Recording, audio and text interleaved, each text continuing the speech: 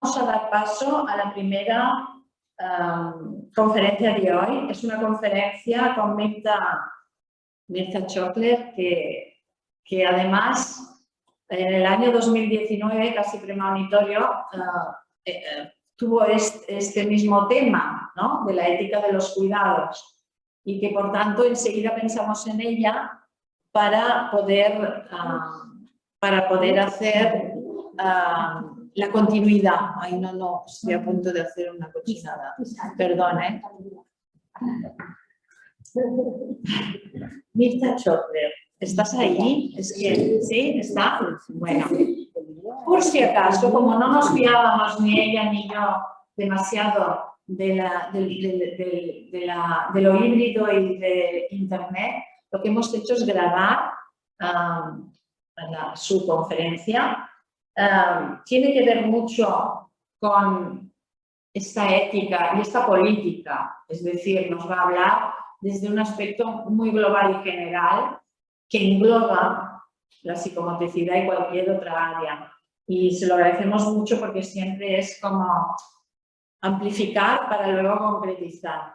También va a hablarnos desde la evolutiva, con sus ejemplos, con unos vídeos y unas imágenes muy bonitas de un bebé, que en el fondo no deja de ser una metáfora de la evolución de la vida y de la evolución de la sociedad. Mirta, ¿quieres decir algo antes de empezar la grabación? Y luego tendremos un espacio para hablarlo, ya que vemos que sí que funciona y que nos podemos conectar con ella. Te cedo la palabra, Mirta. Gracias. Muchas gracias, Yolanda, y muchas gracias a todos ustedes, a todos, todas, porque para mí, ya lo digo también en la grabación, que por suerte Yolanda tuvo la paciencia de grabar en uno de estos días. Para mí es un placer enorme compartir con ustedes. Por mi manera de hablar, aquellos que no me conocen saben que soy argentina, se dan cuenta enseguida, y no solo argentina, sino de Buenos Aires, porque las tonadas regionales también son muy notables. Y entonces pienso que es una ocasión extraordinaria de encuentro, de vernos, de entrelazar los vínculos existentes y los nuevos vínculos, y que tal vez el año próximo estábamos haciendo planes con Yolanda también. Es muy posible que en el mes de marzo yo esté también por Barcelona en presencia, así que voy a tener el enorme placer de también estar con ustedes. Yo voy a estar atenta por si hay preguntas en algún momento, o si al final de este intercambio hay comentarios, preguntas, críticas, puntos de vista diferentes. Para eso estamos. Acá estoy y los acompaño siempre. Muchas gracias por la invitación ante todo. De acuerdo, pues vamos a dar paso a la grabación. Espero que se pueda compartir fácilmente porque la tenemos preparada. Ahí. Que alguien me pueda decir si lo ve.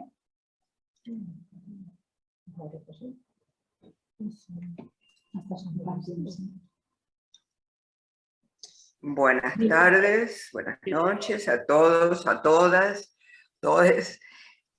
Para mí es un enorme placer volver a compartir con tantos amigos, con tantas amigas, con tanta gente conocida, una vez más, esta tal vez hermosa oportunidad de abrir una nueva formación, de abrir con ustedes acá una nueva formación. Agradezco, por lo tanto, a la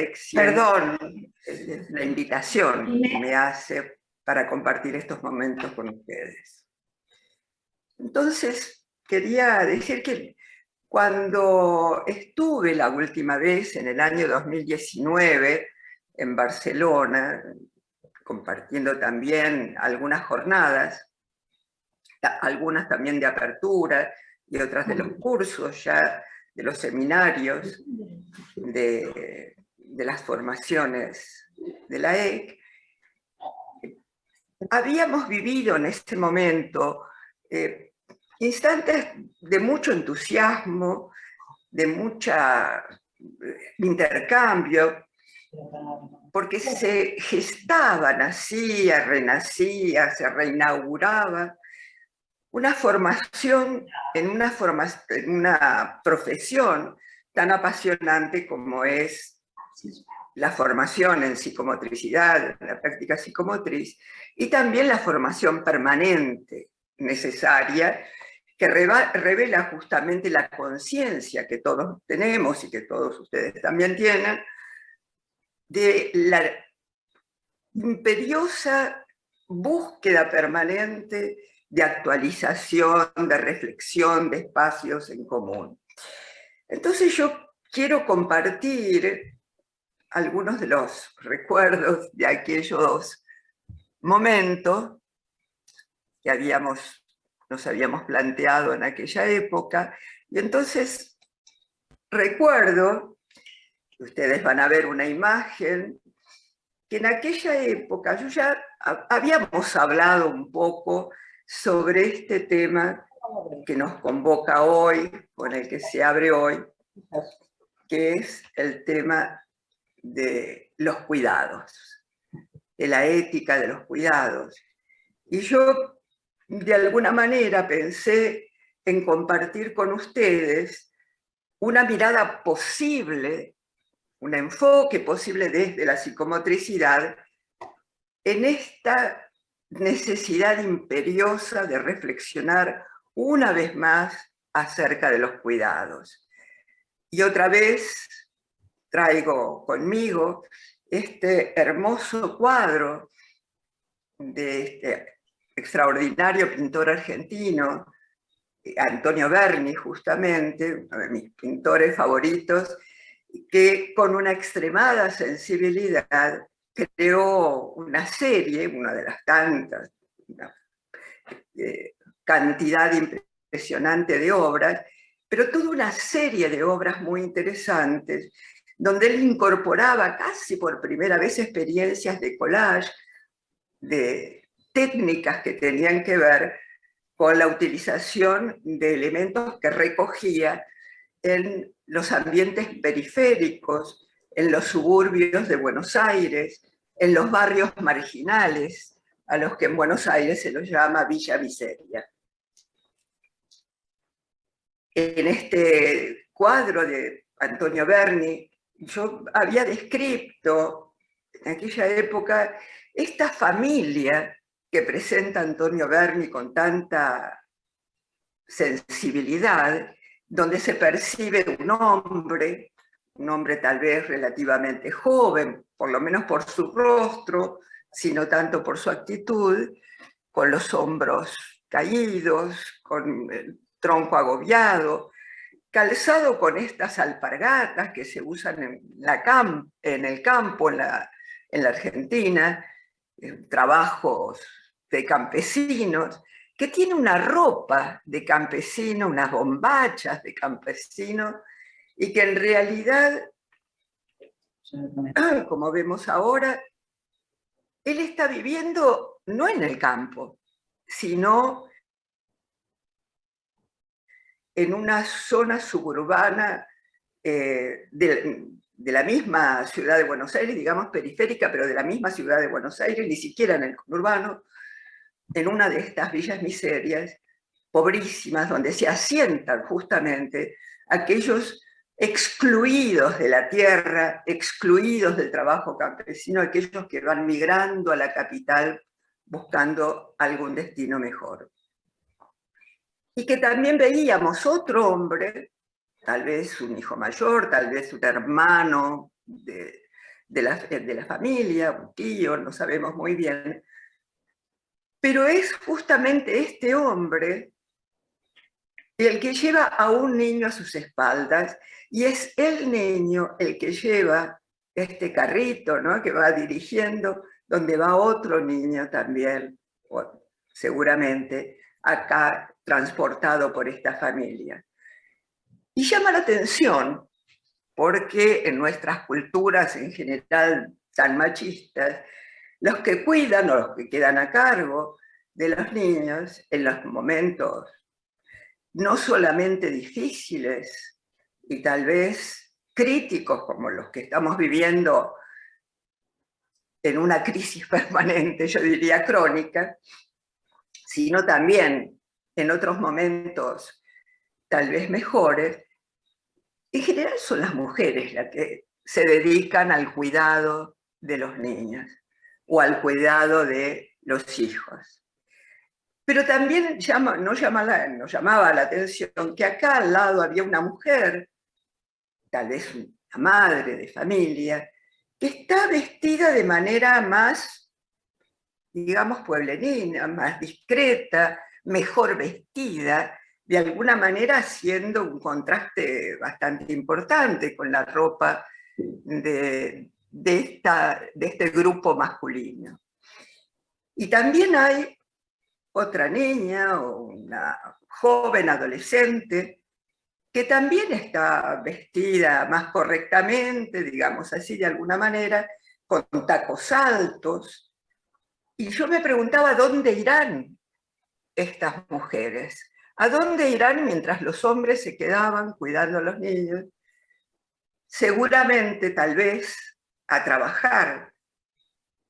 Y podremos pensar en qué tipo de trabajos o dónde pueden ir a trabajar en las épocas tan críticas, en los ambientes tan carenciados, de manera tan, yo diría, en situaciones realmente de riesgo permanente, en situaciones en este momento vergonzosamente de hambre en la Argentina. Para reflexionar. Y por eso me parecía que era un momento importante, porque en esta serie de Juanito Laguna, y acá no sabemos cuál de ellos es Juanito Laguna, ¿no? Si es este más pequeño detrás de la, llevado a la espalda por este adulto, o este más pequeño todavía, Juanito Laguna, va a ir expresando y planteando en muchas de sus obras Antonio Berni esta dolorosa realidad. Y yo me planteaba justamente, ya en aquella época creo que lo hemos compartido, que en realidad cuando uno no se plantea preguntas, no es posible comprender las respuestas, y esta es una cita de Karl Popper, el epistemólogo famoso, este gran filósofo y persona que ha aportado tanto al desarrollo del conocimiento, a la epistemología en particular. Y la pregunta que me planteaba para inaugurar esta serie de preguntas es: ¿qué sabemos nosotros de cómo vive Juanito su vida de niño? ¿Cómo vive Juanito, Juanita, Juanites, los Juanitos y las Juanitas con las que nos encontramos nosotros permanentemente en nuestra tarea profesional cotidiana? O que los encontramos en la calle, o que los encontramos en la escuela, tal vez, o que los encontramos, no sabemos muy bien dónde. ¿Qué sabemos nosotros?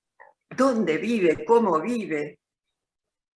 Y decía justamente Antonio Berni, que Juanito es un chico pobre, como queda muy bien visto acá, pero no un pobre chico. A pesar de que con su familia viven en estas chabolas, en esta villa miseria, donde se venden terrenos inundables, donde construyen chozas o construcciones muy precarias, que permanentemente se inundan y tienen que salir salvando de la inundación mucho antes de todas estas catástrofes del cambio climático, históricamente, de este Río de la Plata, que bordea una parte de la ciudad de Buenos Aires. ¿Qué sabemos de esta vida donde la madre lleva a un niño en brazos, los otros van en un bote que pudieron conseguir, llorando, transportando con tanta pena las pocas pertenencias que tienen? ¿Y qué sabemos nosotros de qué siente, de qué le interesa, qué encuentra de placer, de dónde saca su creatividad? Juanito Laguna, en el medio de estos residuos, de estos vaciaderos de basura, justamente en esa zona, en esos barrios pobres de Buenos Aires, que encontró un tonete, una flauta aquí para tocar, de donde el oído, el deseo, la creatividad, la sensibilidad le permite transformar tal vez esto en instrumento musical precario, tal vez roto, que suene mal. ¿Qué sabemos nosotros de los Juanitos y de las Juanitas con los que nos encontramos? ¿Qué sabemos de con qué sueña Juanito? ¿Con qué sueñan Juanito, Juanita? Tal vez sueñan con jugar, ¿no?, a las bolitas, a las cánicas, no sé cómo lo llaman ahí en la península, inclusive en catalán, como se dice, pero tal vez esté soñando con jugar, un juego con las piedras cánicas, las bolitas que encontró, o jugar con sus amigos, sus compañeros del barrio o de un barrio vecino, en estos terrenos abiertos donde todavía era posible jugar en la calle, en la esquina, en la plaza. O tal vez Juanito sueña con irse lo más lejos posible, lo más pronto posible de este lugar de basurales, de agresión, de violencia, de no vida, de no historia, de no futuro, atraído, tal vez como tantos otros, por las luces de la ciudad. ¿Y cuáles son las pesadillas de Juanito? ¿Qué teme cuando sueña en este momento, a esta edad? ¿Qué aparece persiguiendo estos sueños, estas pesadillas, podemos decir, de Juanito? ¿Qué sabemos? ¿Qué conocemos de esto para poder pensar que nosotros estamos en una función de ayuda, en una función profesional que nos liga a una situación de cooperación, de apertura, de acompañamiento a todos estos niños, niños que transitan, que están cerca de nuestras vidas.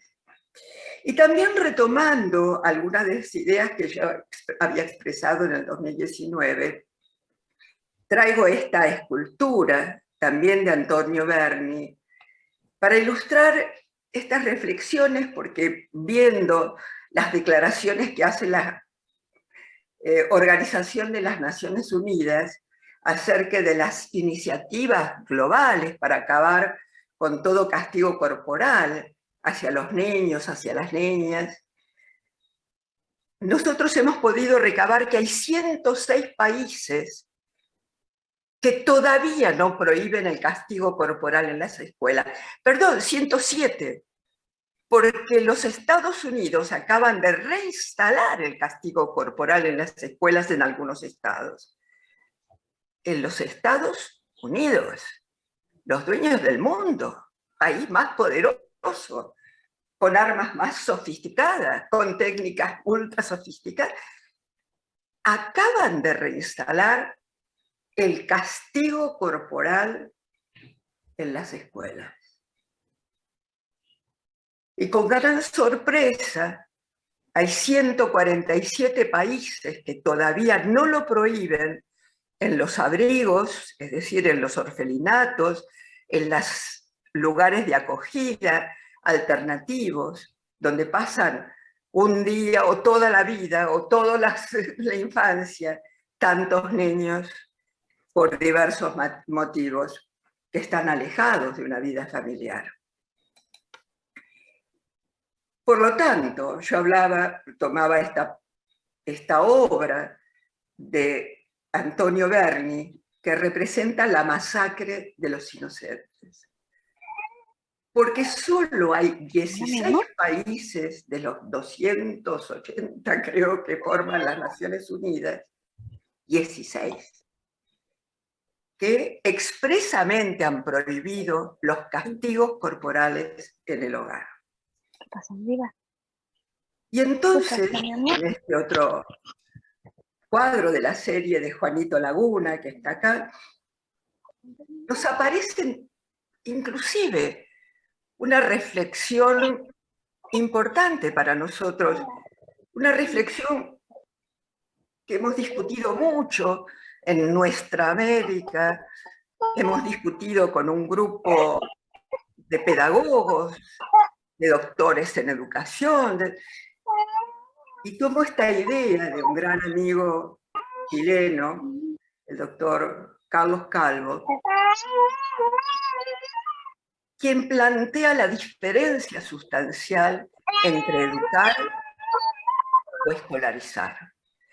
Y plantea que educar es realmente pensar en compartir con los niños, por más pequeñitos que sean, como vamos a ver en un momento, esta maravilla del descubrimiento del mundo, a pesar de la catástrofe del mundo, todavía hay mucha belleza, hay mucha construcción, hay mucha lucha, hay mucho extraordinario en el mundo, y para un niño pequeño todo es nuevo, todo es diferente, todo es interesante, y por lo tanto tienen una realmente propulsión para estudiar, para conocer, para aprender.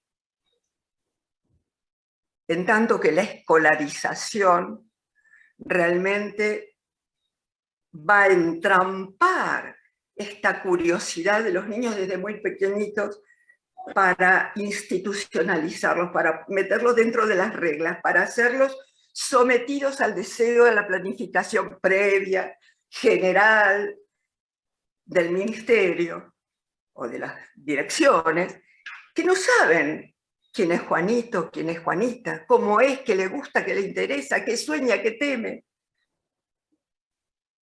pero que van a someter a un programa, van a evaluar, y que por lo tanto realmente esa curiosidad vemos que se va agotando rápidamente, y que cuando muchos de los niños dicen, ¿qué es lo que le gusta de la escuela? ¿Qué es lo que les gusta de esos lugares institucionales donde comparten con otros niños? Es el recreo, el momento de libertad. Y lo demás, en general, interesa poco. Por lo tanto, para nosotros es un desafío en este momento tomar estas ideas que se emparentan también con muchos autores, como Paulo Freire, por ejemplo, en su pedagogía de la pregunta. Y yo creo que los invitaría, ahora ya no tendríamos tanto tiempo, justamente para reflexionar y para leer en algún momento algunos de los trabajos de la bibliografía de Carlos Calvo.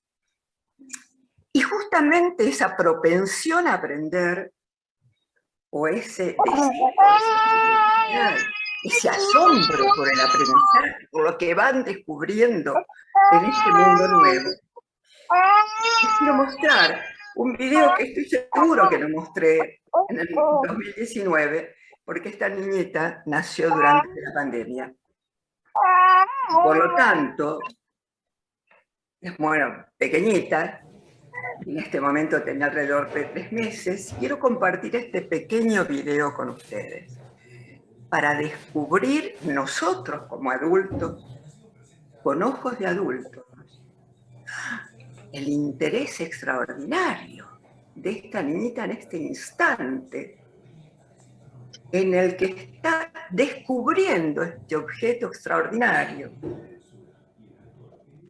que en realidad lo ha tenido siempre ahí cerca de sus ojos, y que es justamente su mano. Y lo voy a mostrar de nuevo, porque vamos a intentar captar. Ella está mirando fuera, seguramente chupeteando la mano, experiencia seguramente placentera desde la vida intrauterina, y de pronto mira esto y asombro, extraordinario, aleja para poder verlo mejor, acerca, se concentra en descubrir este objeto que no sabe cómo se mueve, cuál es, que junta por primera vez tal vez esta conjunción entre la mirada y las sensaciones propioceptivas y de movimiento y espaciales, del movimiento, este movimiento hasta reflejo de su mano, que todavía no domina. Por lo menos no domina frente, no sabe cómo abrir, cómo cerrar cuando quiere la mano.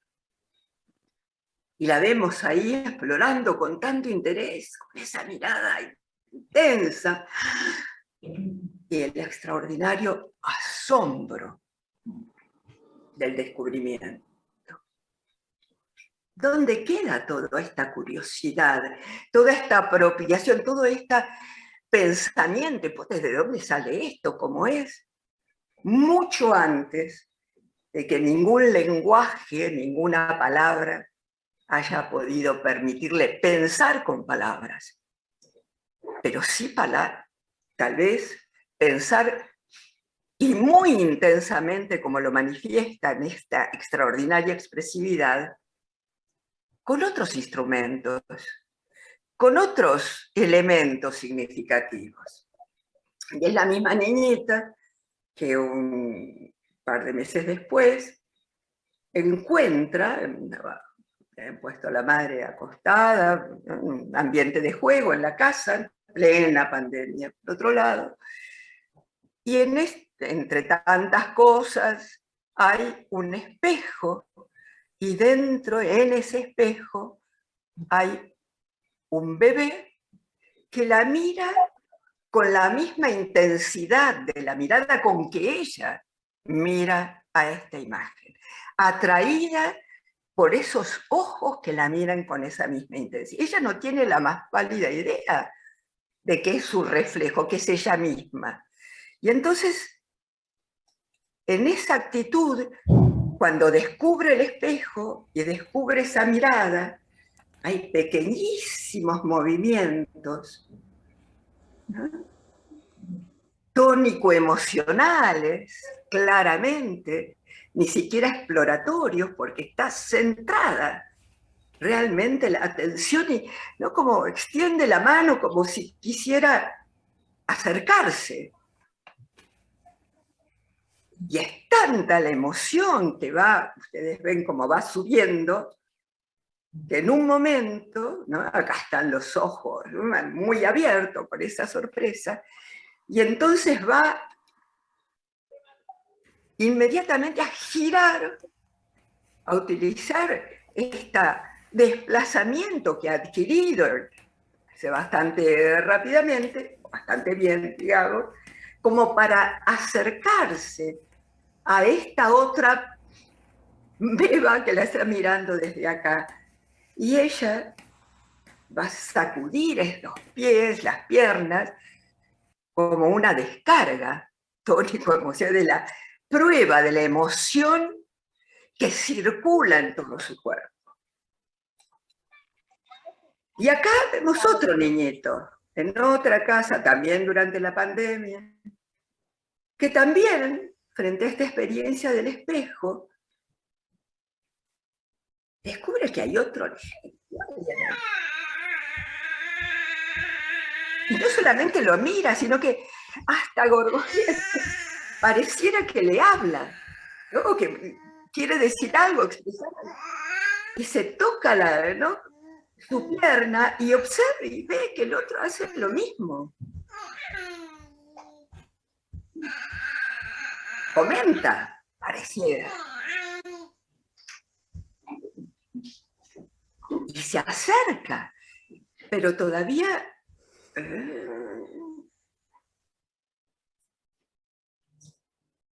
lo mira con tanta atención, con tanta intensidad. Y es el mismo niño, 5 meses, que una semana después, frente al mismo espejo, en su espacio de juego, su habitación, lo ve desde mucho más lejos, lo percibe, y va a hacer todos los movimientos necesarios que conoce hasta ahí, que domina hasta ahí, y vemos la pie que se sacude y toca, para también acercarse a esta imagen, que no sabe que es el mismo, por supuesto. Él tiene un juguete, un objeto, y mira asombrado como el otro nene también mueve el objeto. ¿Qué piensa? ¿Qué observa? ¿Qué le interesa? ¿Qué le llama la atención? ¿Qué descubre todavía? ¿Qué hipótesis se hace con su pensamiento, con su capacidad cognitiva de bebé de 5 meses? Extraordinario esta curiosidad, este impulso para conocer, esta propensión a aprender de la que hablaba Carlos Calvo. Y este es otro video que yo suelo mostrar también, es una niñita un poco más grande, es del Instituto Loxi de Budapest, y la vemos como se encontró, voy a volver a pasarlo acá, ella encuentra un objeto que refleja también la imagen de una niña, que es ella, lo mira interesada, ya tiene unos meses más que el otro, pero de todas maneras está muy cómoda, no sé si se sienta o no, pero inclusive recta o camina, pero no, caminar no, pero digamos, si en realidad está acomodada como para poder manipular con comodidad. Ella eligió libremente esa postura. Y acá la vemos muy interesada, tratando de tocar esa imagen, esa nena que aparece ahí, que la mira con tanto interés como ella la mira, en ese encuentro de miradas, con un otro que no es un otro, pero que para ella en este momento es como un otro.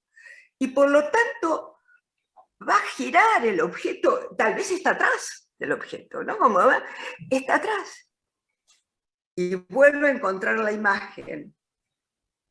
Y entonces va a intentar tocarla, pero ve que ella mueve su mano y está otra mano también que la nena mueve allí. Qué experiencia interesante de conocimiento, de dudas, de ambigüedad acerca de quién es, de qué es su cuerpo, es ella, no es ella. Extraordinario. Lo que yo quería mostrar era esta curiosidad absolutamente biológica que tienen inclusive no solamente, como sabemos muy bien, fíjense ustedes todas las experiencias, no solamente los humanos, para nada los humanos. Y entonces quería mostrar un niñito un poco mayor, a los 3 años, por su propio interés, iniciativa, tomó una serie de bloques, de objetos que estaba en mi casa, y construye una cantidad de bloques, los ubica para poder ubicarlos de esta manera, ha hecho pruebas, contrapruebas acerca del equilibrio de los objetos, cómo se sostiene mejor, cómo es más seguro, cómo puede alinearlos de diferente manera, ¿no? Cómo puede inclusive poner personajes arriba, y mientras va construyendo poco a poco esto, ella llega a ser una construcción sumamente compleja, como la que vemos acá. ¿Y qué son puentes? Son puentes. ¿Que van de dónde a dónde? Van de dónde a otro lado. Ah. Extraordinario. Con esto lo ejecuta el instrumento. Porque algunas cosas dos son muñequitos que caminan. Algunas cosas son estatuas. Bueno, mi comida son Hay estatuas, estos que están Ah. arriba son estatuas, puentes, túneles. Lo que Es tiene una carita, ciudad, es una construcción arquitectónica. el otro tiene carita. Hay Y el uno, otro y también. donde no solamente hay una El construcción, otro también. El otro tiene otro gato. no, además hay búhos, hay gatos. Oh, Es decir, que hay toda una posibilidad descriptiva y Muchos búhos hay narrativa ahí. hay muchos búhos. de una historia que ella ha ido construyendo. Pero ¿cuántas nociones de física, del peso, del equilibrio, del apoyo, de cómo apoyar, de cómo hacer, de cómo poner, de una armonía en la estructura, de una unidad? ¿Cuántos conocimientos de matemática se están constituyendo ahí?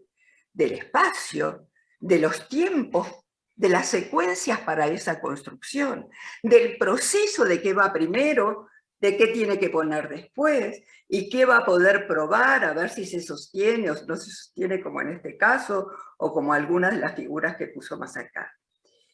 Podemos pensar la enorme curiosidad, interés, construcción progresiva, proceso de preguntas y respuestas que se va dando a medida que va haciendo, a medida que va siendo como sujeto y que va haciendo y pensando al mismo tiempo, y hablando y construyendo.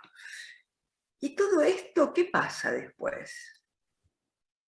Es interesante poder pensarlo. Y esto me ha llegado una foto de una escuela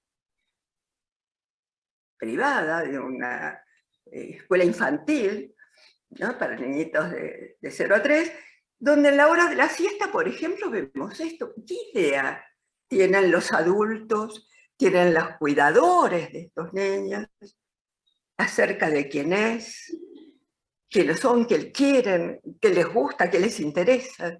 Por ejemplo, cómo estar más cómodos, qué les viene mejor para el movimiento, para la distensión muscular, para el sueño, para si caerse de esta manera o así en esas horas de la siesta. ¿Dónde están los adultos que miran? ¿Cómo miran? ¿Cómo cuidan? ¿Qué cuidan? O estos otros, que por ejemplo, a la hora de la comida, los vemos acá, es un video, pero yo no lo puedo hacer pasar el video, no lo puedo abrir, pero que solo en la postura y en la actitud de estos bebés,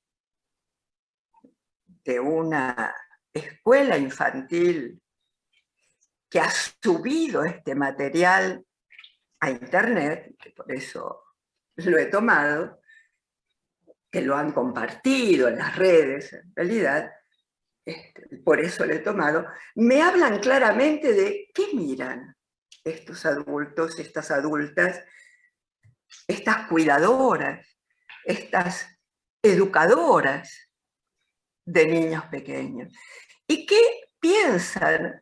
Fíjense que tienen un ambiente bastante bien estructurado, y sin embargo aparecen acá los niños, y yo me pregunto por qué este niño tan grande. Además, nosotros sabemos desde el desarrollo postural que estos objetos solo son cuando son necesarios para ser transportados en un auto, por seguridad, pero que fuera del auto son absolutamente inconvenientes para el desarrollo postural, para el desarrollo de las aptitudes, para el desarrollo de la personalidad en su conjunto de los niños. Entonces, ¿qué hacen estos artículos de este tipo en una escuela infantil? ¿Qué hace este nene que está totalmente vendado para que no mueva los brazos, con estos ojos, esta mirada? Un chico tan grande metido acá y atado. ¿Será una manera de punición usual en este lugar donde viven una parte de su vida los niños pequeños? ¿Cuáles son las ideas de estos adultos? O de estos otros, como por ejemplo, que todavía se siente muy inseguro con una pelota que no le da el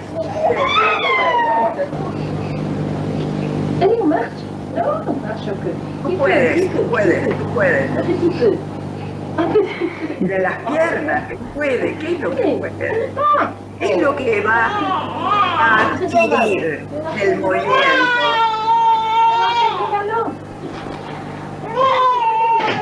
Como el adulto ríe, él se ríe.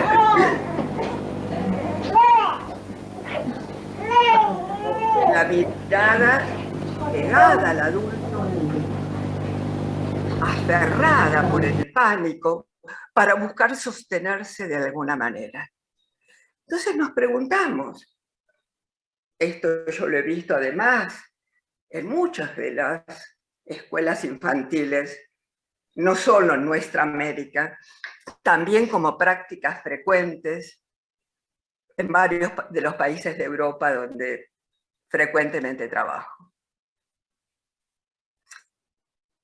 Pero en realidad, otra pregunta que nos hacemos, y en este sentido lo quiero plantear, en esta época, en estas épocas de múltiples pandemias, porque no es solamente la del COVID que nos atravesó a todos, que nos volteó, que nos levantó, digamos, de pandemias conocidas y de pandemias muchas veces enmascaradas, de las múltiples pandemias que vivimos en estos momentos, que nos amenazan permanentemente.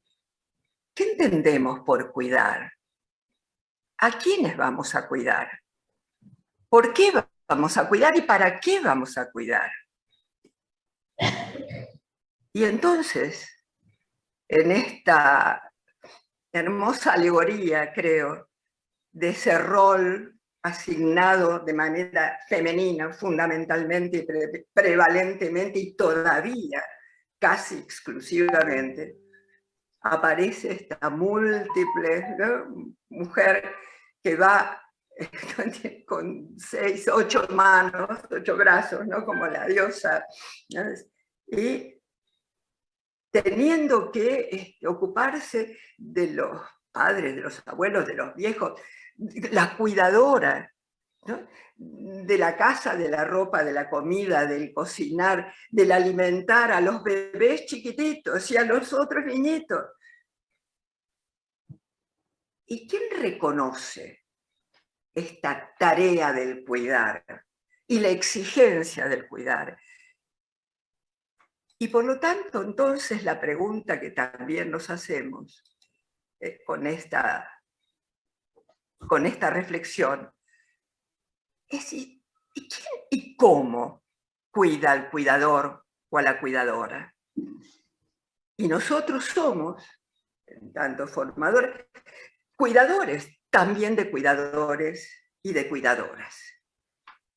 Y también nosotros somos cuidadores de nosotros mismos. Y acá cabe una reflexión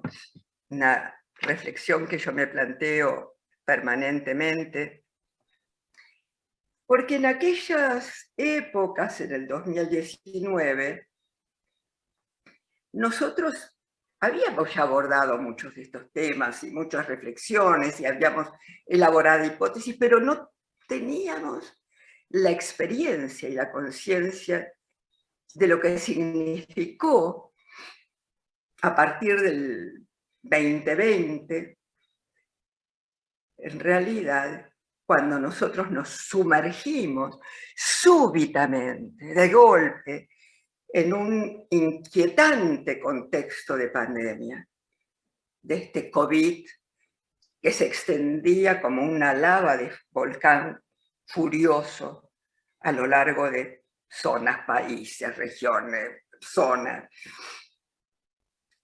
Entonces, seguramente envueltos en el torbellino de este mar embravecido, con mareas altas, altísimas, con caídas violentas durante todo el 2020, 2021, nos sumergimos de esta manera en esta, yo diría, este mar de estupor, en este mar de descreimiento al principio, de confusión, sacudidas de flujos y reflujos, mejoraba, ¿no? Las estadísticas, estábamos pendientes en las mañanas de escuchar a ver cuántos muertos, cuántos atacados, cuántos internados, cuántos no internados.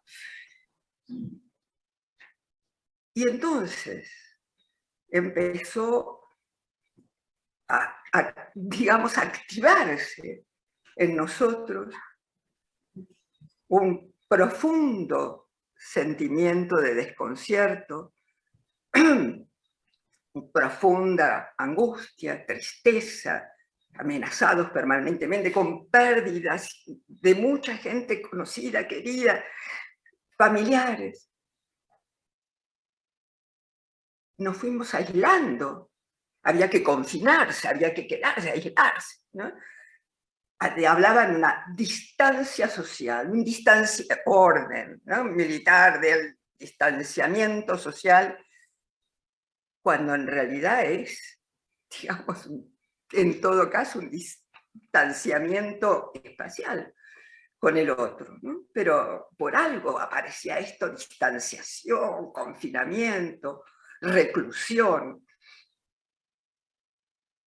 Y entonces eso nos fue llevando a una sensación de aislamiento, de abandono, de negación y de renegación tantas veces, ¿no? Las enormes manifestaciones que había, o expresiones antivacunas, o por la vacuna, o anti.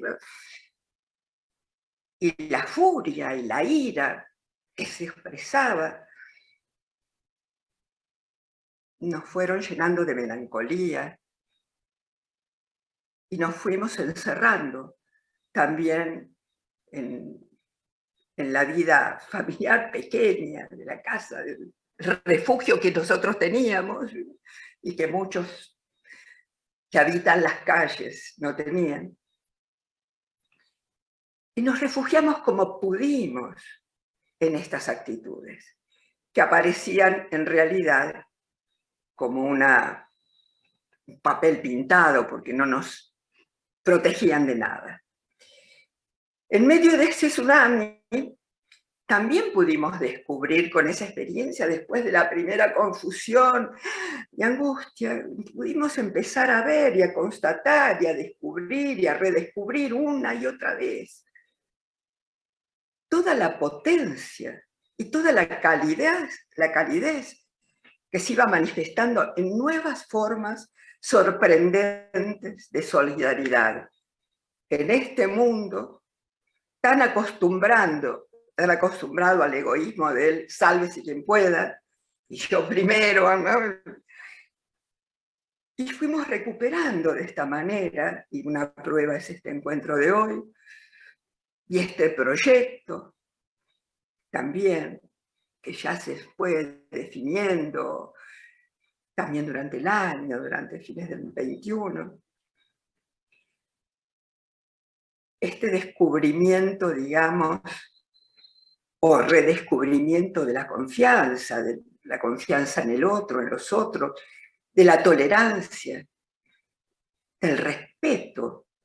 Tenemos que repensar en esto, de los afectos, de la importancia de los afectos. Y en esa ola fuimos retomando proyectos, esperanzas y aprendizajes. Pero en realidad la pandemia desnudó e iluminó lo que ya existía, ese claroscuro invisibilizado de nuestra vida colectiva y en las tramas de nuestra conciencia. Por ejemplo, emergieron los esenciales, los ignorados de siempre que se transformaron de golpe en los esenciales. Y eran entonces aplaudidos y cantados, recuerdan ustedes, a pesar de todo. De todas maneras, siempre eternamente descalificados, agotados, ninguneados, cuando no a veces abiertamente agredidos, manifestando una y otra vez su heroicidad cotidiana, indispensable antes de la pandemia, pero quedaba invisibilizado durante la pandemia y ahora en este, yo diría, post o pasaje a otro tipo de pandemia. A pesar del miedo, a pesar del propio miedo, a pesar del miedo ajeno que tenían que contener, encontrar, luchar, compartir, con toda su generosidad y con toda su empatía.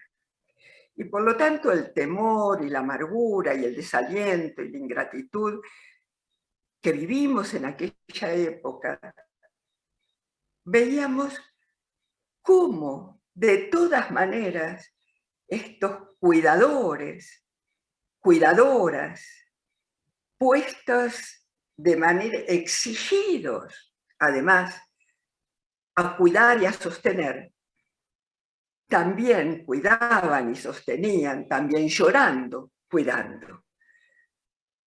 Y seguían siendo invisibilizados, desvalorizados, todavía con salarios miserables, con empleos precarios, que no hace más que confirmarlo una y otra vez. Y con el miedo permanente como instrumento de disciplinamiento. El miedo a la pandemia, ¿no? Es ese lenguaje militarizado, el enemigo invisible, ese lenguaje bélico que se utilizó, el combate contra el virus, que casualmente no planteaba de ninguna manera y en ningún momento la guerra contra las causas y los responsables de la destrucción de la naturaleza, de los ecosistemas, de la madre tierra, de la salud pública, de la educación, que generan o al menos fortalecen, reproducen y propagan esos virus militarizados. Y nos vemos sometidos permanentemente en los medios de difusión, ¿no? Por las presiones institucionales permanentes, por la prensa, por las redes. Nos vemos permanentemente sometidos a estos discursos, con la inducción de un pánico acrítico que denuncia, ¿no?, al vecino peligroso, al transgresor, el enemigo. Y que de pronto nosotros sentíamos que teníamos que aislarlo aún de tanta gente conocida. Entre gestos, actitudes, confusiones, discursos, máscaras, barbijos, esta pandemia, como las otras pandemias, ha herido y hiere y sigue hiriendo profundamente el ser y el saber hacer y el encuadre y los dispositivos y los espacios y los tiempos y la tecnicidad con los que nosotros ejercemos nuestros roles profesionales, que nos dan seguridad, que nos dan identidad, además profesional. Los vimos de golpe, con experiencias y habituarnos a experiencias insólitas en esta práctica del cuidar. Vivencias exóticas como esta hora, por ejemplo, donde nos vemos y no nos vemos, compartiendo fragmentarios cuadraditos, ¿no?, rectangulitos, con cuerpos fragmentados, refragmentados, surcidos, desgarrados, y a vez nuevamente fragmentados una y otra vez en las pantallas. Y tuvimos que hacer malabarismos para poder ver y sostener y contener desde esa distancia espacial que planteaba la tecnología. Bueno, por supuesto existía, pero que en realidad mostraba un mundo de apariencias, un mundo reconvertido, porque ya no somos los mismos, somos otros. Y uno se preguntaba, ¿quiénes somos? ¿Cómo somos? ¿Cómo somos los cuerpos reconvertidos en este pedacito de nuestra cabeza y la parte superior y tal vez las manos? ¿Cómo surgen los lazos entre uno y otro? Que mientras sabemos que somos, pero que en realidad no somos, porque estamos en un mundo virtual donde lo que hay son píxeles que se transmiten, son algoritmos que se transmiten, y no personas. Porque cuando, por ejemplo, yo pienso que en este momento les estoy hablando, ¿a quiénes? ¿Cómo son ustedes que están ahí escuchando? ¿Cómo me miran? Quiero encontrarme con la mirada, no me puedo encontrar con la mirada de ustedes. Cuando veo una mirada, no me miran, están mirando ese cuadradito y desviando. Las miradas no se encuentran. Mi voz, que les dice que en este momento, que claro, ¿eh? Con tanta pasión, pero al mismo tiempo con tanta preocupación y tanta angustia, y tal vez con tanta esperanza, porque les hablo en la esperanza. Les llega transformada. No es mi voz. Es un sonido que llega online en delay, sintetizada, deslizada, congelada, en otro allá después. Y las emociones también se transmiten en delay, amordazadas con barbijos, neutralizadas, anestesiadas, no solo con el alcohol en gel, sino además con el miedo, con el pánico, con la inseguridad y la confusión.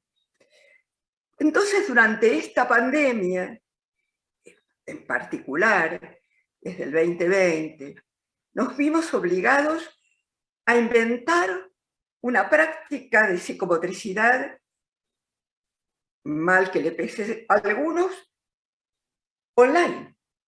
Hemos recreado y aprendido y reaprendido una psicomotricidad online, transmitida en estas tecnologías de algoritmos, donde las personas desaparecen, donde la realidad desaparece para transformarse en algoritmos que se transmiten, y que llegan, no llegan, se bloquean,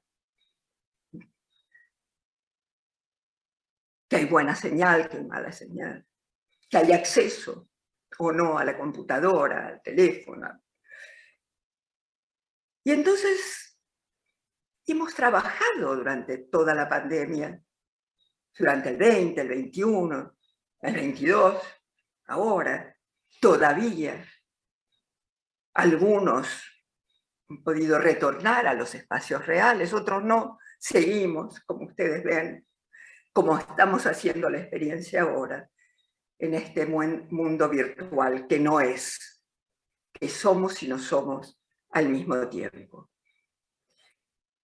Pero hemos tenido que recrear en este sistema online un espacio psicomotor de relación y de empatía, pero además fuera de los dispositivos psicomotores que conocíamos de la sala de psicomotricidad, del material que no estaba.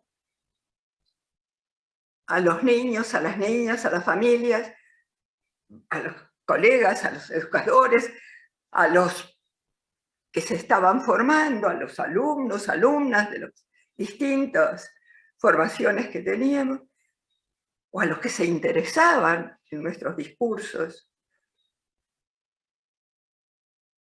hemos ido de alguna manera conociendo las casas, la intimidad, las salas, los objetos, los lugares. Y ya no solamente estaban los niños, estaban los padres, había el adulto que tenía que filmar para que nosotros veamos, o que tenía que abrir la conexión online para que nosotros veamos, y los niños y las niñas no podían sostener estos artefactos. Pero además mostrando la intimidad de nuestras propias casas, tal vez, de nuestros propios espacios, que antes por el cuadro uno guardaba de alguna manera como el espacio privado. Sin embargo, de pronto esa privacidad se abrió, explotó, estalló, y tuvimos que reinventar realmente una práctica que sea coherente con los principios, pero que inventara técnicas, que inventara encuadres, que inventara dispositivos, que inventara juegos, que inventara contactos, que inventara palabras, miradas, gestos. Pero también es cierto que durante todo el tiempo estuvimos añorando, nostálgicos, nostálgicas, ilusionados con un encuentro real. Ahí nos dimos cuenta de realmente, profundamente, diría, de la experiencia y de la necesidad y del anhelo profundo de este encuentro real, intenso. Soñamos con esta esperanza de volver a entrecruzarnos con un abrazo, en el contacto, en la caricia, de percibir el olor, el perfume del otro, la tibieza irreemplazable de la piel. Soñábamos con fundirnos en la mirada, poder intercambiar señales de complicidad o de distancia o de discrepancia.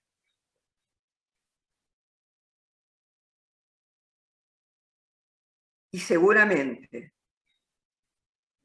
nosotros durante todo este tiempo queríamos confundirnos con sonrisas a medida que íbamos aprendiendo, incorporando, desmenuzando, ligando experiencias nuevas, percepciones nuevas, en esta pedagogía del caos en el que nos habíamos inserto y que de alguna manera hizo estallar todos los marcos, todos los límites, todas las reflexiones previas, y muchas veces cuestionó profundamente nuestros supuestamente conocimientos seguros. Y entonces nos fuimos de alguna manera también entendiendo, también heridos, también heridas, viviendo estas nuevas pandemias que también nos van asolando, de estas catástrofes de incendios, inundaciones, huracanes, de guerras imprevistas porque son más cercanas, porque bueno, las guerras en Asia, en África, las revueltas, las destrucciones de pueblos enteros, bueno, eso desde siempre. Nosotros sabemos que, y tenemos que confesar lo que parecían imprevisibles, esta guerra, ¿no?, entre Ucrania y Rusia, invadida de pronto y acogiendo los migrantes de Ucrania solidariamente, y dejando detrás de las barreras tal vez a tantos migrantes que desde hace tanto tiempo van golpeando nuestras puertas de otros lados. Porque además nosotros sabemos que esta realidad de la construcción y del invento de las guerras y de la creación de condiciones para la guerra es una condición de las, digamos, de una gran parte de esta economía de mercado, donde una de las fuerzas más potentes es la industria armamentista, justamente, y que para poder vivir y dominar tienen que fabricar y tienen que vender y tienen que probar, como hicieron en Hiroshima y en Nagasaki, no para ganar la Segunda Guerra Mundial, porque ya estaba perdida para los japoneses en ese momento, sino para poner a prueba un nuevo arma, que era la bomba atómica, y que ahora nos vuelven a amenazar, y no porque amenazan con las guerras atómicas, y entonces ¿quién va a tener más? ¿Quién va a hacer explotar antes? Y entonces esta regla que estaba invisibilizada, que nos acosa permanentemente, sale a la luz, emerge para amenazar, para oprimir, para devastar, porque seguramente a todos estos fabricantes y estados que los usan y aparatos estatales creados para, les importa muy poco la humanidad, la naturaleza y nuestra tierra. Y otra vez dicen, son efectos colaterales. ¿No? Por supuesto.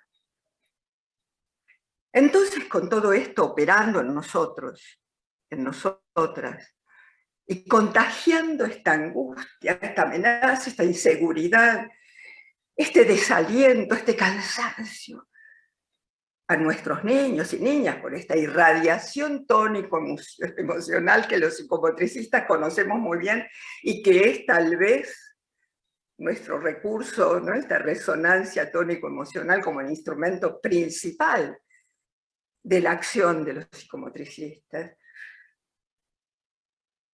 En medio de todo esto, realmente nosotros empezamos a pensar que los niños han sufrido como nosotros, y tal vez más que nosotros, en la medida que no lo podían pensar, en que no lo podían entender, en que solo recibían y percibían e integraban las emociones circundantes, las emociones que los atravesaban, incomprensibles para ellos, con nuestros miedos, nuestros terrores, nuestras pesadillas, nuestras broncas, nuestras iras, a veces desatadas.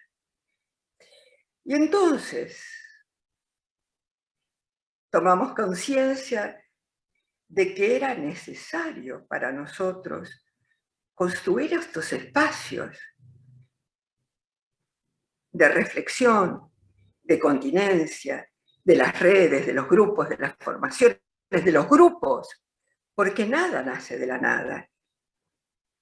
Y uno ha podido construir, como decían, en medio de un desafío permanente de promover y realmente concretar una proximidad social a pesar del distanciamiento espacial, donde podía circular la emoción, el sostén, donde podía construirse y reconstruirse el sentido de la vida, el sentido de la resistencia, de la reexistencia, el sentido de los realmente afectos, el sentido de la sociedad,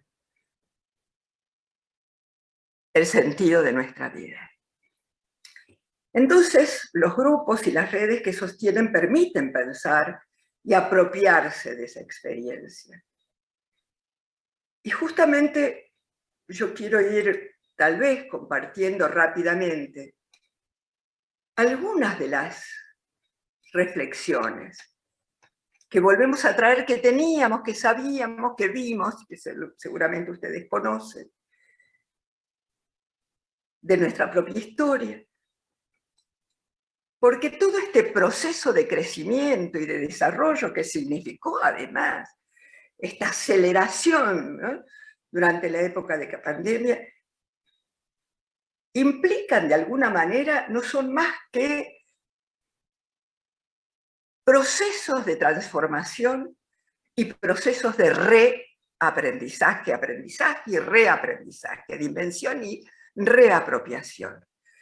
Y por lo tanto, eso es lo que crea el conocimiento, y no solamente la repetición de aquello que repiten tantas veces los maestros, las maestras, los profesores, las profesoras, los educadores. Repetir, leer y repetir, ¿no?, lo que ellos dicen como autoridad, lo que los libros dicen sin poder pensar, sino que el proceso de crecimiento, como ustedes dirán, de desarrollo, y el proceso de ser en el mundo, son procesos de transformación y de conocimiento. Son procesos subjetivos de constitución de sí y procesos cognitivos, afectivos, emocionales profundos, comunicativos profundos. Pero es cierto que en este proceso aparece una contradicción y una tensión permanente entre lo viejo y lo nuevo, entre lo conocido y lo nuevo a conocer e inventar. Y esta tensión se vive permanentemente entre lo conocido y entre lo desconocido, con una activación de lo que llamamos las ansiedades básicas. ¿Y cuáles son estas ansiedades básicas? Primero y ante todo, ya decía Blecher, una ansiedad de confusión. De pronto no entendemos nada, no sabemos nada, y se bloquea nuestra capacidad cognitiva, nuestra función cognitiva, cuando el miedo, el temor, la confusión, el desconocimiento de pronto nos bloquea. E inmediatamente después, en esa tensión entre lo viejo y lo nuevo, aparece el miedo al ataque, el ataque de lo nuevo, que nos va a contradecir, que nos va a atacar, que nos va a poner en duda aquello que nos constituye inclusive como sujetos, y además como en nuestra profesión, en nuestra identidad profesional, en nuestra formación de ideas, de creencias, de saberes que nos integran, que son la trama con la que nos constituimos. Y todo lo nuevo aparece amenazante, por lo tanto, y uno tiene que hacer un proceso de elaboración de estas ansiedades básicas.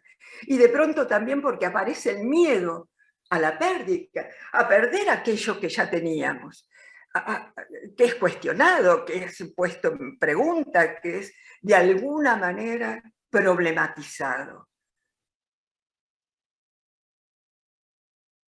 Y por lo tanto, estos procesos se dan en nosotros, adultos, frente a toda situación realmente de conocimiento, realmente de aprendizaje, de transformación, pero también en los niños.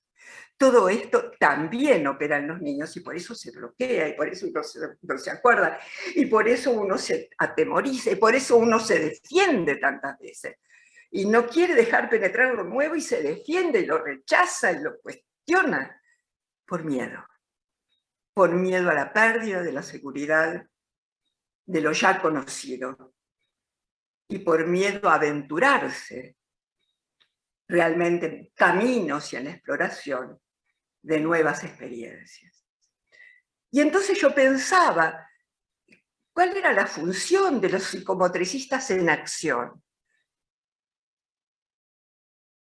Sabemos que cada sujeto, cada uno de nosotros, cada una de las personas, existe en su contexto social, cultural, material, con su historia. También los niños, las niñas, las familias. También los colegas, las colegas. Y por lo tanto, habíamos dicho ya en el 2019, cuidar implica que la existencia de alguien, que la existencia del otro, de la otra, tiene una gran importancia para el cuidador o para la cuidadora. No puede ser un una manada de gente que yo los estoy cuidando. Son cada uno. Cuidar significa me importa mucho. Los, las, pero también el, la, de cada uno. Y por lo tanto eso implica tener mucha sensibilidad y conciencia y solidaridad y empatía y reflexión y análisis y percepción de los obstáculos y las tensiones que van a operar en todo momento de crecimiento, de desarrollo, de aprendizaje, de reaprendizaje, de construcción. Por otro lado, nosotros sabemos que estos aprendizajes, que estos cambios, que estos procesos son una construcción colectiva de las cuales cada uno se apropia individualmente, porque cada uno es diferente, porque a cada uno lo mueve de una manera, lo sacude de la otra, lo integra, lo asocia en todo este caos que se abre, en toda esta aventura del transitar, del abrir, del descubrir. Cada uno va a apropiarse de una parte del alma. Pero también sabemos que el grupo, que los grupos, pero los grupos realmente, constituyen un espacio de escucha, fundamentalmente, de escucha recíproca, y un espacio de argumentación, y un espacio de cuestionamiento y de discusión, y también de acción. Pero grupo no es un montón de gente. Grupo no es una red social. El grupo es un número limitado de personas que van creando lo que llamamos una mutua representación interna del otro, que interactúan a través de fenómenos y de funciones de empatía, de conexión, de comunicación, de cooperación, donde en las tensiones habrá más cooperación o rivalidad, habrá más empatía que temor y por lo tanto antipatía.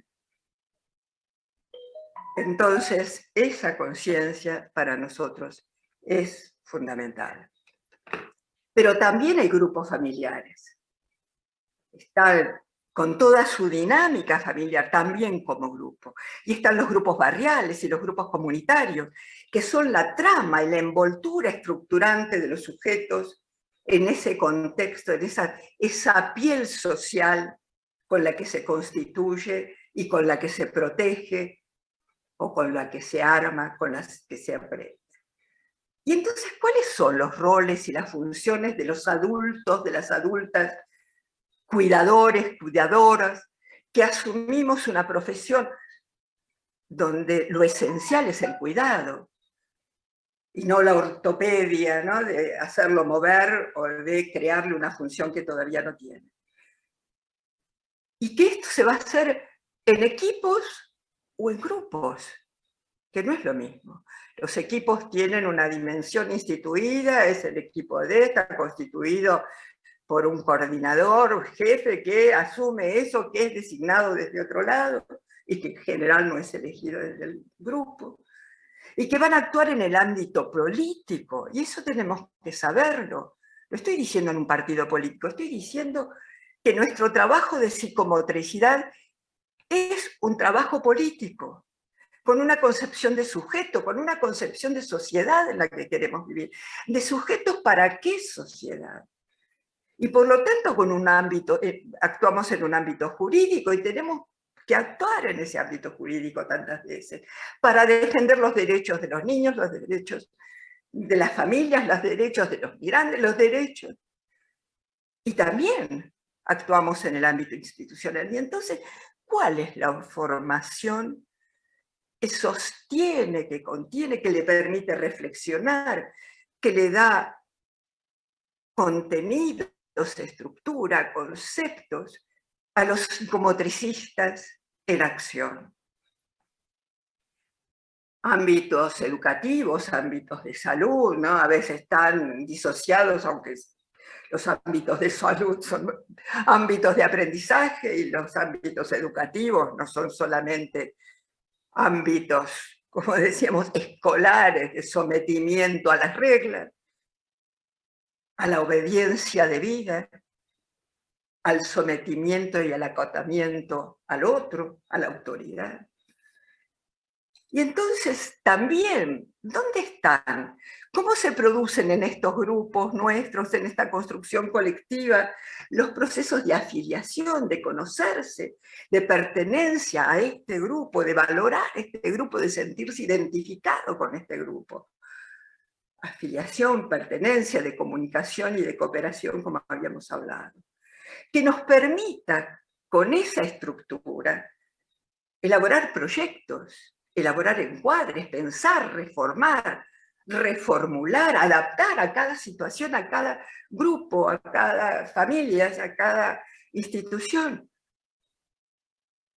Maneras, tiempos, espacios, dispositivos.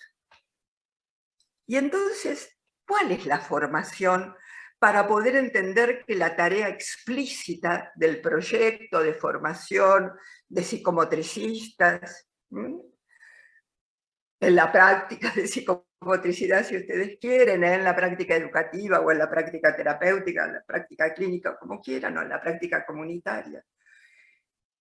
Esa tarea explícita tiene una tarea implícita que no puede resolverse y que no va a resolverse si no vamos construyendo estos procesos de afiliación, pertenencia, comunicación y cooperación a través de la mutua representación interna.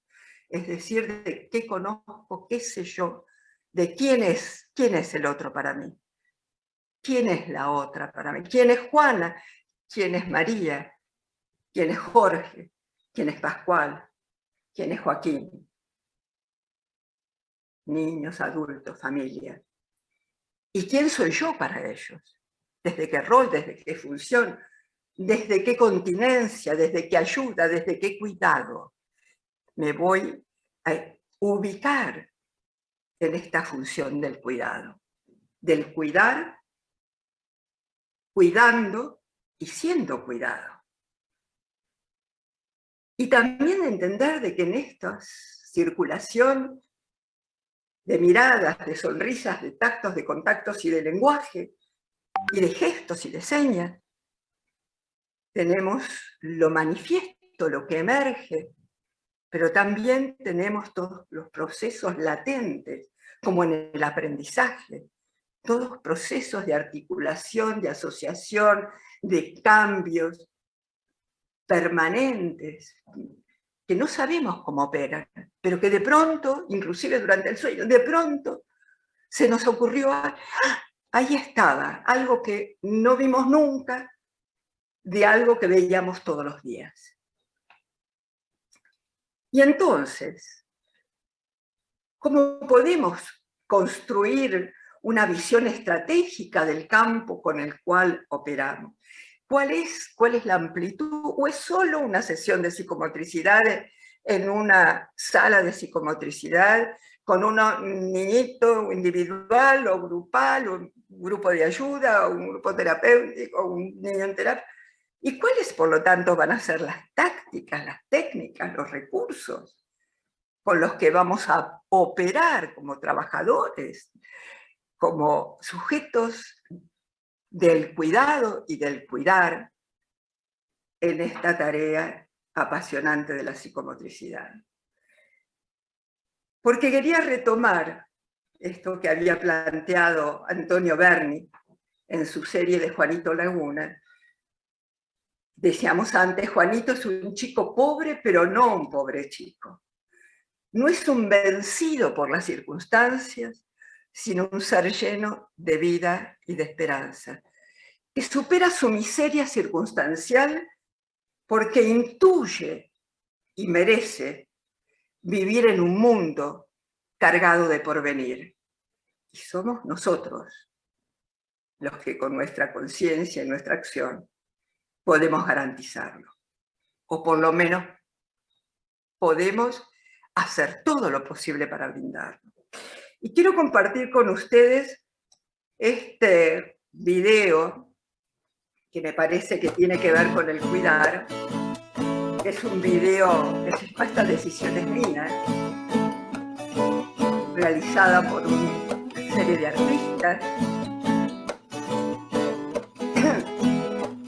Se llama Escalera. Colibris y guacamayas, manatíes y cocodrilos, jaguares y sus sentidos, chigüiros con armadillos, pueblan campos y montañas, llanuras, valles y ríos. Son la riqueza más grande, son el patrimonio mío, que dejaron mis abuelos y que heredarán mis hijos.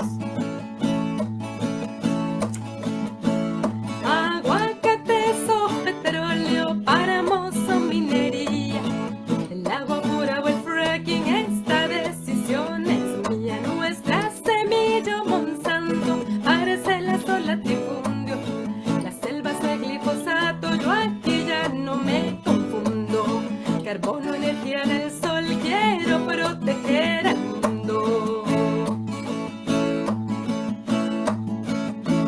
Cultura que más de libros, escuela más policía, hospitales o cuarteles, esta decisión es mía. Trabajo digno, miseria, justicia o crimen de Estado, reconciliación o guerra, ya lo tengo bien pensado.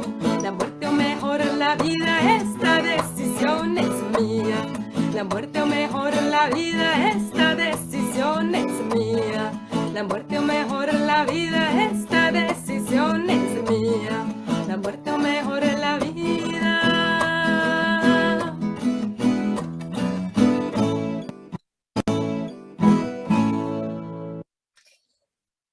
Y bueno, para ir terminando, traigo también una pintura de otro pintor que me gusta muchísimo, Guayasamín del Ecuador, extraordinario, de esta serie de la ternura, donde quería proponerles que entendiéramos la psicomotricidad o la práctica psicomotriz como una experiencia de encuentro, de afectación y de confianza.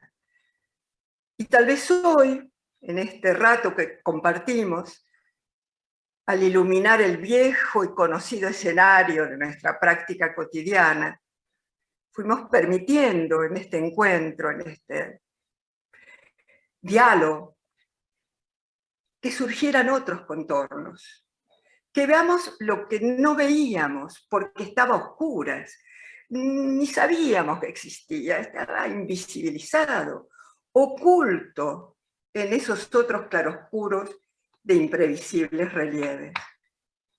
Y lo vamos develando de alguna manera, ante la sorpresa, ante la diversidad, ante la creatividad que fueron emergiendo entre nosotros, nosotras, nosotres, ideas movilizadoras, tal vez provocadoras y potentes. Y de esta manera, entonces, yo quiero ahora dejar de compartir la pantalla para poder tal vez compartir con ustedes las inquietudes, las resonancias, las emociones que tal vez en este discurso y en estas fragmentaciones de la pantalla pudimos de alguna manera, de todas maneras, pasar y compartir. Gracias.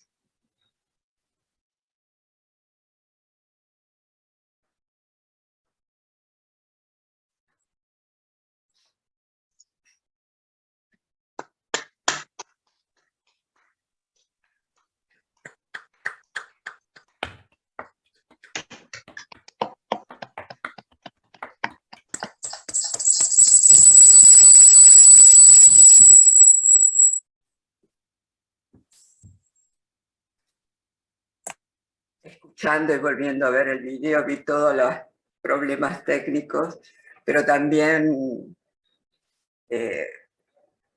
digamos, volví a a pensar que hubiera sido tal vez mejor hacerlo directamente, aunque estábamos tan inseguros sobre la señal y cómo podría ser, ¿no?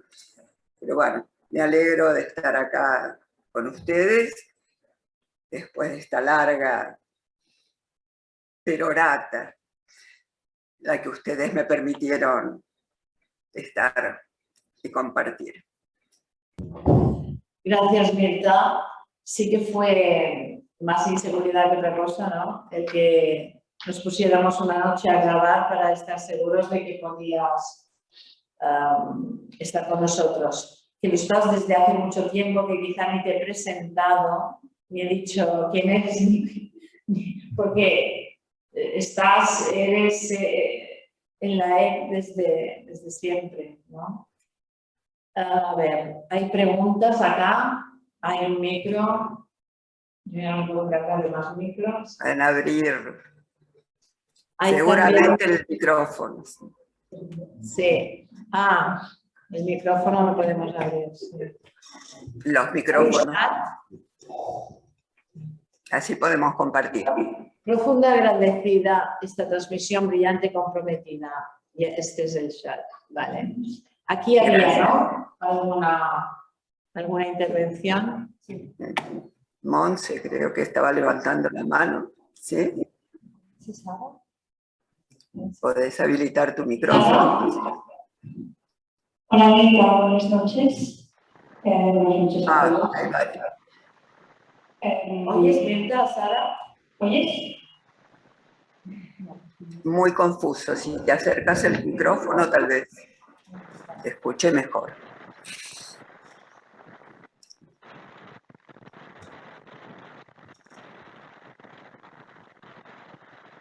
Así también la ves. Buenas noches, Mirta. Bueno, primero agradecerte tu intervención. ¿Nos oyes? Sí.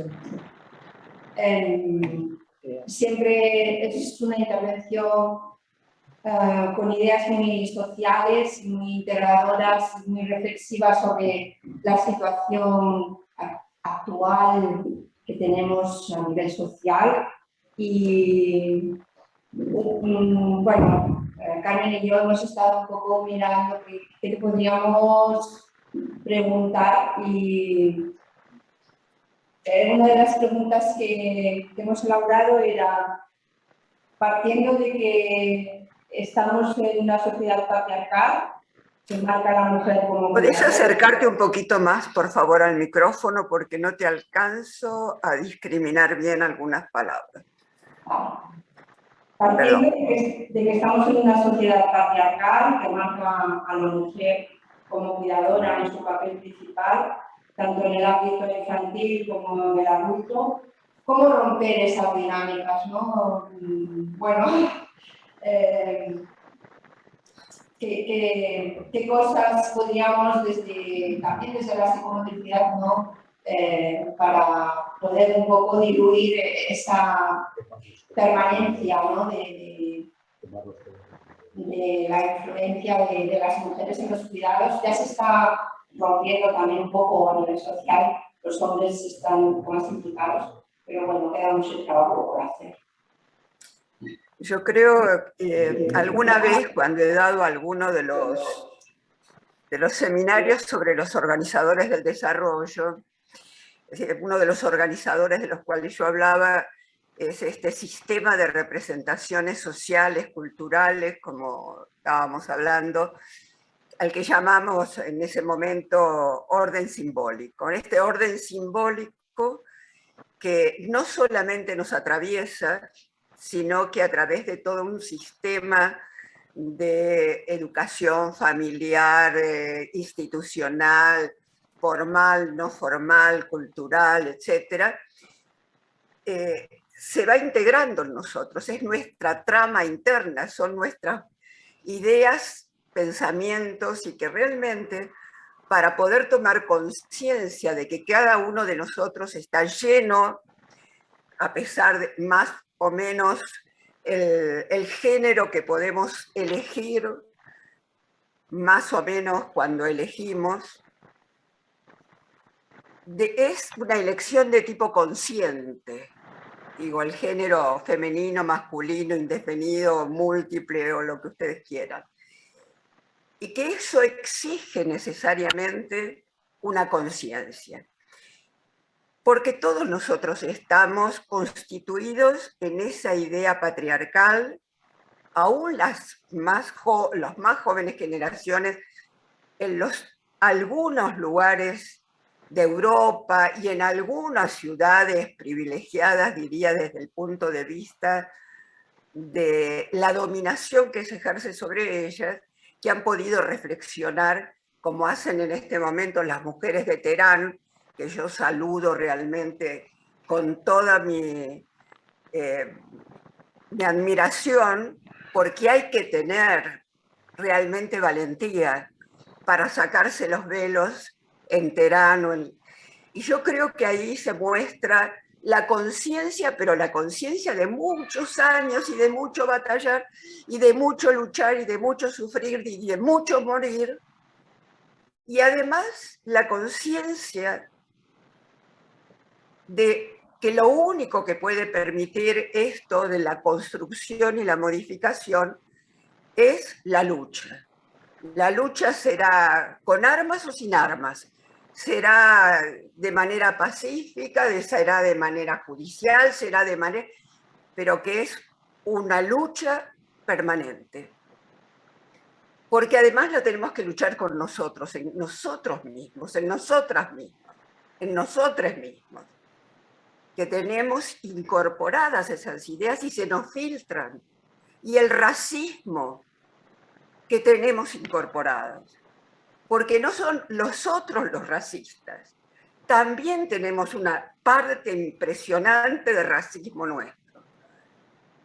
Y entonces reconocerlo y poder darse cuenta y ver en el espejo de los demás, cuando descubrieron frases o actitudes o miradas que nos reflejan, aunque sean en lo más íntimo, y a veces tenemos vergüenza nuestra de que eso salga, ¿no? A veces vergüenza ajena es muchas veces vergüenza nuestra.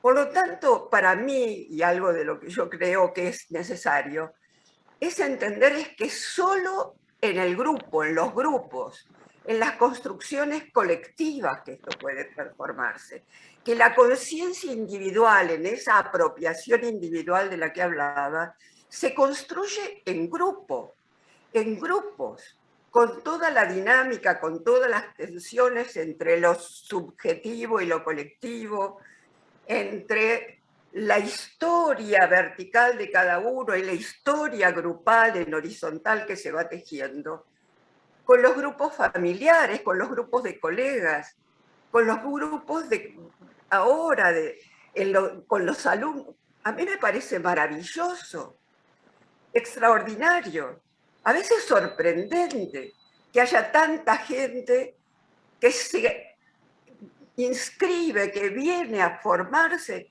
en formaciones de posgrado, de postítulo, de posformaciones, de postrabajo, para poder pensar con otros, a partir de esa conciencia, de esa piel consciente, digamos, inconsciente, de ese dolor interno que nos provoca la necesidad de encontrar respuestas, y no solamente continencia.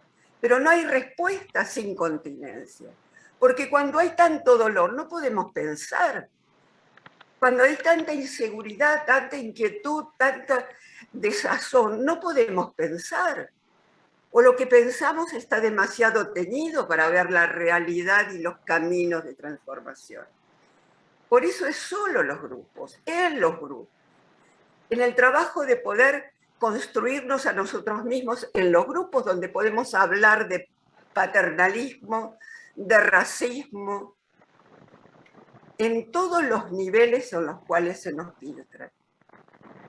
Y yo veo a veces con esperanza y otras veces con terror, cómo ese paternalismo y cómo ese racismo está presente en nuestra juventud, en vastos sectores de nuestra juventud.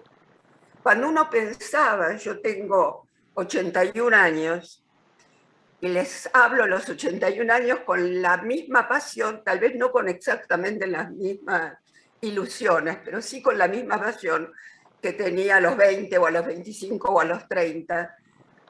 Y yo pienso aterrorizada, cómo vastos sectores